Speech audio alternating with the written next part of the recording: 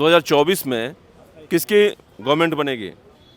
साहब गवर्नमेंट का तो नहीं कह सकता, लेकिन मैं ये जानता हूँ कि जो होना चाहिए ना उसके अलावा सब हो रहा है। मुझे एजुकेशन अच्छी चाहिए ताकि मुझे किसी के आगे हाथ ना फैलाना पड़े, भाई मुझे नौकरी दो, काम दो। वो सब खो चुका है। स्कूल में पढ़ाई के अलावा सब मिलता है।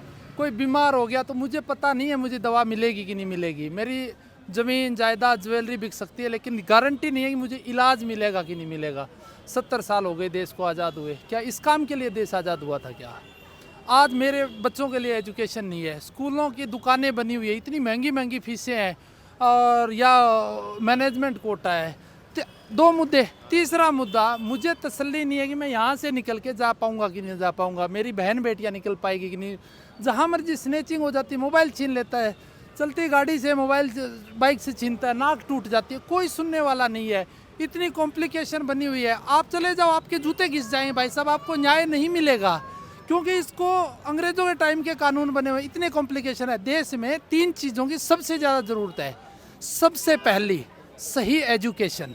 यदि हम पढ़े लिखे होंगे, समझदार होंगे, अच्छी एजुकेशन होगी, तो हमें पता होगा कि हमने क्या करना चाहिए और पॉलिटिशियन से क्या करवाना चाहिए।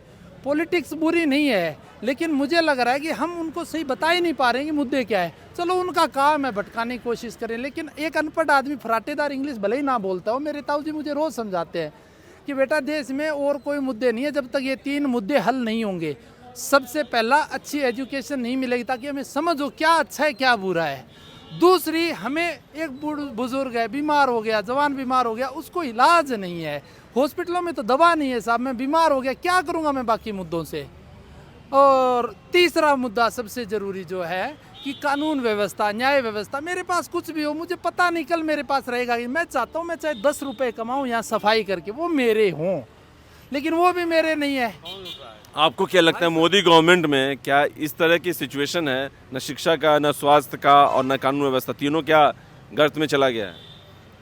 देखिए, मैं इनके विचारों के विषय में नहीं कह सकता इनके विचार क्या है। मैं इनका विचारों का सम्मान करता हूँ। जिस समय नालंदा का पुस्तकालय जलाया गया था तो 6 महीने से ज़्यादा तक तो पुस्तकें जलती रही थी। इससे बड़ा कोई शिक्षा का केंद्र देश में होगा नहीं था।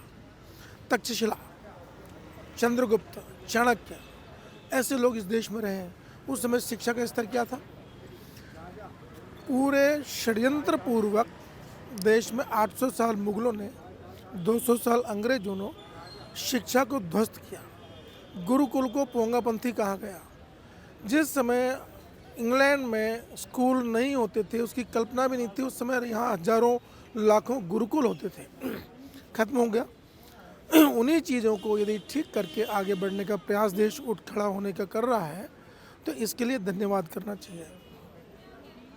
रही चिकित्सा की बात, तो चिकित्सा में सरकार ने कई योजनाएं धीमे धीमे लाई हैं। आज गरीबों को संबल कार्ड है, आयुष्मान कार्ड है, जिसमें जो कभी सोचा नहीं था उनको देखिए एक साथ सबको सब कुछ नहीं मिल सकता, एक विधिवत स्टेप बाय स्टेप होता है, उनको मिल रहा है। आज बहुत लाखों करोड़ों लोग संरक्षित हैं उसमें। जिनके पास कभी पक्के मकान के झोपड़ी में भी पानी टपकता था, रात में बैठ के रात गुजारते थे, आज उनके प्रधानमंत्री आवास योजना में, मुख्यमंत्री आवास योजना में पक्के घर में बैठे हैं। विकास एक ऐसा नहीं है कि आज हमने कह दिया वो पूरा हो गया।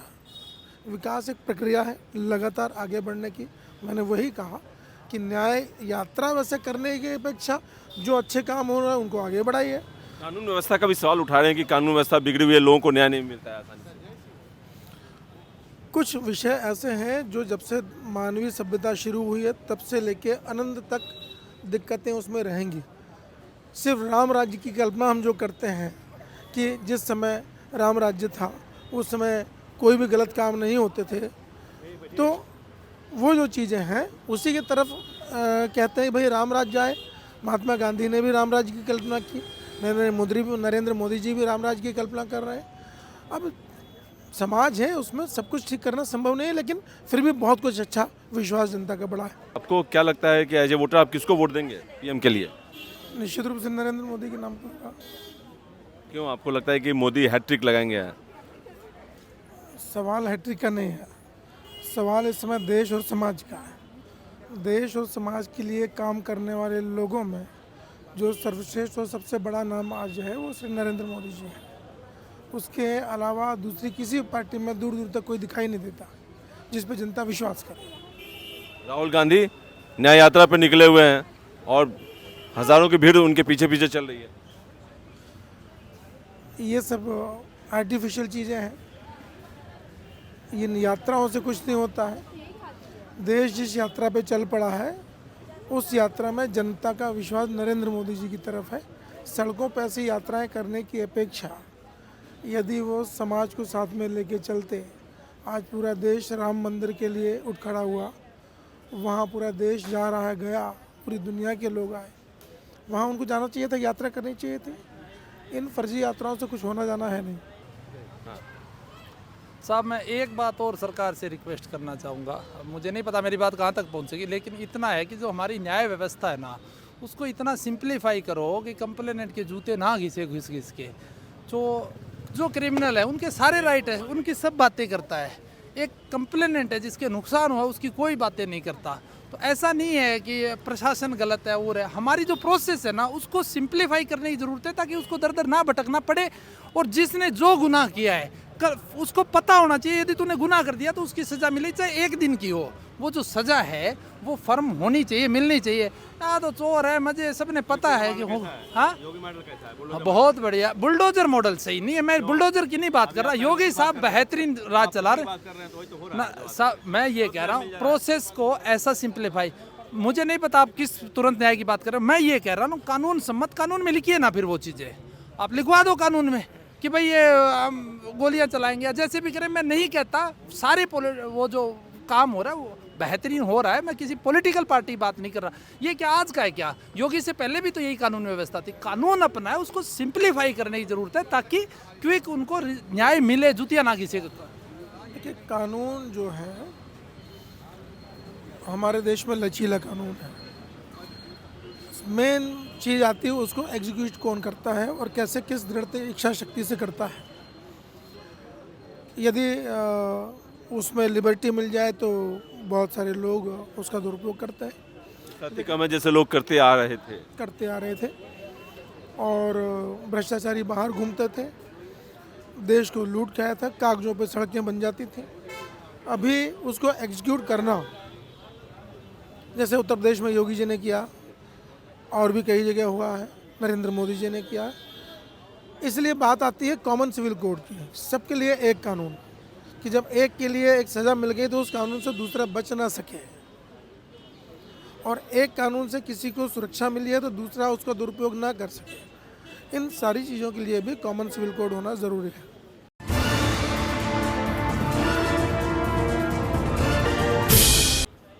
आप कह रहे हैं कि समाज के साथ चलना चाहिए, समाज के बीच जाना चाहिए, तो जाते हैं कुली के पास जाते हैं और मैकेनिक के पास जाते हैं, ट्रक ड्राइवर के पास जाते हैं राहुल गांधी। ये समाज के बाहर का हिस्सा थोड़ी है। समाज के साथ में चलना मतलब समाज की आज सोच क्या है, समाज किस मानसिकता से आगे बढ़ रहा है। तो आज भारत में समाज जो है वो राष्ट्रवाद और प्रखर राष्ट्रवाद की तरफ बढ़ रहा है। पिछले कई 100 सालों में जो अत्याचार और दर्द देश की जनता ने, पूर्वजों ने सहे हैं, उनसे निकलना चाहती है जनता। तो उस दिशा में चल पड़ी है जनता। उस दिशा में आज उनको नरेंद्र मोदी दिख रहे हैं तो उनके साथ जनता है। उस दिशा में उनको योगी आदित्यनाथ दिख रहे हैं तो उनके साथ जनता है। उस दिशा में आज विष्णु जैन, हरिशंकर जैन जी ये लोग हैं तो जनता उनके साथ उठ खड़ी हुई है। अब इस तरफ आइए तो आप उल्टी दिशा में जा रहे हैं। कुली को आप अलग क्यों समझते हैं? क्या कुली देश के लिए नहीं सोचते? मैं ये कह रहा हूँ तो राहुल गांधी जा तो रहे हैं, समाज के बीच में जा रहे हैं, उनके बीच में जा रहे हैं, अपनापन दिखा रहे हैं। अपनापन होना और दिखाने में ज़मीन आसमान का अंतर होता है। पहली बात तो आर्टिफिशियल दिखा के कि मैं जा रहा हूँ इसलिए सारे कुली मेरे हो गई है, मैं उनका हो गया हूँ, तो ये बड़ा नाटकीय रूप लगता है। जब सूटकेस में ट्रॉली लगी और आप सिर पे उठा रहे हुए तो बेवकूफ़ी है ना। तो न्याय यात्रा का फायदा मिलेगा जो राहुल गांधी निकालें जस्ट चुनाव से पहले? उनके मन में संतोष होगा, इसी का फ़ायदा है उनको। और उसके अलावा तो मुझे नहीं लगता कहीं भी उनको किसी भी तरह का कोई फ़ायदा हो। केजरीवाल आज समन भेजा गया था उनको और वो दिल्ली में शक्ति प्रदर्शन दिखा रहे थे अपना। चंडीगढ़ का मामला है मेयर चुनाव का और दिल्ली में प्रदर्शन कर रहे थे और वहाँ से लोगों को बुला लिया। सही मानते हैं, गलत मानते हैं? देखिए, केजरीवाल देश की राजनीति के बड़े अद्भुत व्यक्तित्व हैं। वो कहते कुछ हैं, करते कुछ हैं, उनकी बात का जनता को कोई विश्वास नहीं है।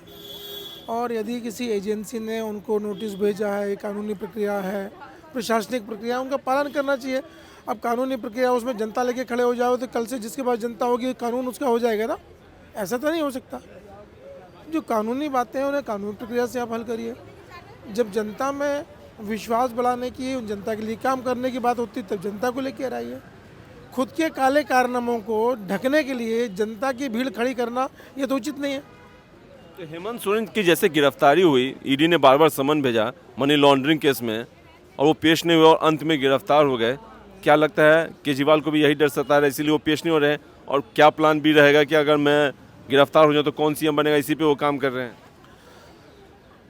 देखिए, ये तो डर वो शुरू से ही उनके मन में पहले दिन से है।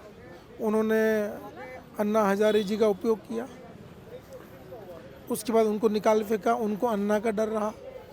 उसके बाद में जब कुर्सी चली गई तो उनने खुद ने कहा कि अब मैं कुर्सी नहीं छोड़ूंगा चाहे कुछ भी हो जाए। कुर्सी जाने का डर उनको रहता है। तो एक तरह से वो डर डर के ही जीते हैं। तो विषय वो नहीं है कि इनका किस तरह से, इनको राजनीतिक शुचिता और स्वच्छता की करना चाहिए। राजनीति में आने से पहले बड़ी लंबी लंबी लिस्ट लेके घूमते थे, आज वो लिस्ट उनके दोस्तों की हो गई है।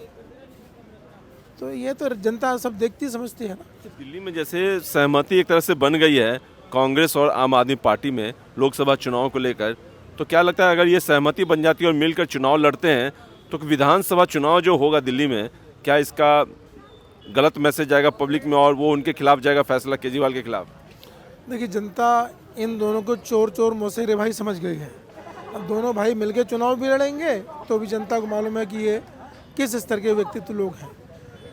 जनता से पिछली जो भूल हुई है दिल्ली में, केजरीवाल को लाने की जो विश्वास था कि एक नई दिशा की राजनीति लाएंगे, उन्होंने जो धोखा छल कपट जनता के साथ किया, तो आने वाले विधानसभा चुनाव में उनको मालूम चल जाएगा इस बार। इंडिया गठबंधन एक समय में जो था, विपक्ष के तमाम नेता साथ में दिखाई देते थे, और आज पश्चिम बंगाल में ममता बनर्जी अलग हो गई हैं, पंजाब में आप और कांग्रेस अलग हो गई है। तो क्या लगता है कि 2024 में क्या टक्कर दे पाएगा? कौन टक्कर दे पाएगा? इंडिया गठबंधन जैसे पश्चिम बंगाल में टूट गया, पंजाब में टूट गया, और यूपी में अभी बात बनी ही नहीं है, खींचतान चल रही है अखिलेश और कांग्रेस में। तो क्या अब वो मजबूती से टक्कर दे पाएगा मोदी को, जो पहले ये लोग हुंकार भरते थे कि इस बार तो मोदी की गवर्नमेंट गई? देखिए, ये लोग बच्चों वाला खेल खेल रहे हैं। नाम इंडिया गठबंधन रख लें, यूनिवर्स रख लें, कुछ भी रख लें, रखने ना सिर्फ नाम रखने से नहीं होगा ना। आप क्या कर रहे हैं, आपके साथ लोग कौन है, उनका दृष्टिकोण क्या है, उनका इतिहास क्या रहा है। 40 चोर इकट्ठे हो जाएंगे तो राज साम्राज्य तो नहीं बनता ना। वो तो अली बाबा 40 चोर की टीम होती है जो लूटपाट करने के अलावा उनके पास बचता क्या है। नाम रखने से कुछ नहीं, काम क्या आप क्या कर रहे हैं। आज ममता बनर्जी की बात करें तो बंगाल की हालत क्या है, सारे बांग्लादेशी घुसपैठ वहाँ करके और एक तरह से शरिया कानून स्पेसिफिक करने की शुरू कर दिया उन्होंने। ये तो गलत है ना। ये यूसीसी कानून लाने की बात चल रही है, और जो उत्तराखंड में क्या है, यूसीसी का, हाँ यूसीसी का ही है। तो क्या लगता है कि ये एक मास्टर स्ट्रोक साबित होगा 2024 में, जैसे ज्ञानवापी हो गया, अयोध्या हो गया, और फिर ये यूसीसी वाला, तो ये सब फैक्टर क्या 400+ की तरफ ले जाएगा मोदी गवर्नमेंट को? देखिए, मैं एक चीज़ बताऊँ आप, ये कोई मास्टर स्ट्रोक नहीं है। ये जनता के निकलने से वाली वेदनाओं पे जनता की मोहर है कि उन परेशानियों को हल करने के लिए कौन आगे आ रहा है। क्या आप नहीं चाहते सबके लिए एक कानून हो? एक बड़ा कोई आदमी कार से जा रहा है तो उसके लिए ट्रैफिक रूल नहीं हो और आपके लिए हो, ऐसे चलना चाहिए क्या? ऐसे देश में कुछ भी घटना हो, जन्म से लेकर मृत्यु तक जीवन के जितने भी क्षेत्र हैं, सब में सबके लिए बराबर कानून होना चाहिए। सबकी भावनाओं का सम्मान रखना चाहिए, लेकिन उनकी भावनाओं को सम्मान के रखने के तुष्टीकरण में किसी दूसरे की भावना अपमानित ना हो। तो कहा जा रहा है कि चुनाव के समय में क्यों कॉमन सिविल कोड की बात की जा रही है, फिर सिटीजन अमेंडमेंट एक्ट की बात की, सीए की बात की जा रही है, ये चुनाव के समय में क्यों निकल के आ रहा है बुलबुला? ये आप जब ध्यान देंगे तो ये मुद्दे आज के नहीं हैं, वर्षों के हैं। समान नागरिक संहिता हो, कश्मीर से धारा 370 खत्म हो, राम मंदिर बने, देश का पुनरुत्थान हो, तो कुछ कुछ मुद्दे हल होते जा रहे हैं, बाकी बचे हैं वो भी होते जाएंगे। कॉमन सिविल कोड का आज चुनाव के समय का नहीं है ना, शुरू से चला आ रहा है कि सबके लिए एक बोलना कानून। चाहेंगे इधर इधर तो मतलब विपक्ष कहीं टिकेगा नहीं 2024 में, अब 400 प्लस है इस बार। निश्चित रूप से विपक्ष का मतलब ये होता है कि वो जनता के विश्वास पर खरा उतर के सत्ता पक्ष की गलतियों को ठीक करे और सत्ता पक्ष जो अच्छा कर रहा है उसमें साथ में चल पड़े। लेकिन यहाँ क्या हो रहा है कि जो अच्छे काम हो रहे हैं, जो देश के लिए ठीक हो रहे हैं, उनका आप विरोध कर रहे हो, और आपको जो काम करना चाहिए था वो आप कर नहीं रहे हो। तो ये फर्जीवाड़ा भी जनता पूरी समझ रही है, देख रही है।